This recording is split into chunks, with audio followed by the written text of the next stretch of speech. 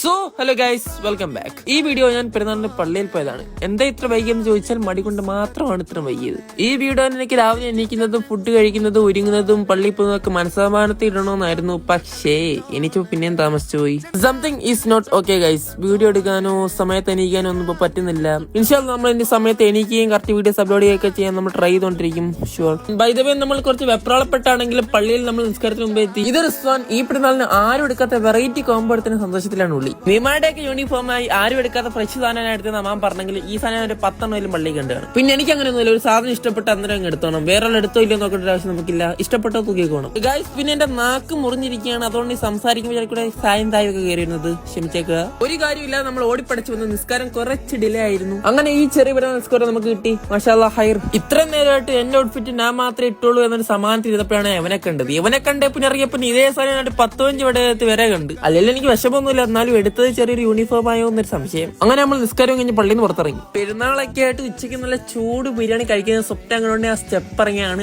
അടിച്ചു കുത്തി വീണ്. ഇവന്മാർ ആദ്യം വന്ന് എന്നെ പൊക്കിയെടുത്ത് ആശ്വസിപ്പിച്ചെങ്കിലും ഒരു 5 മിനിറ്റ് എടുത്തില്ല. അതിന് മുമ്പ് എന്നെ ഊക്കി തുടങ്ങി.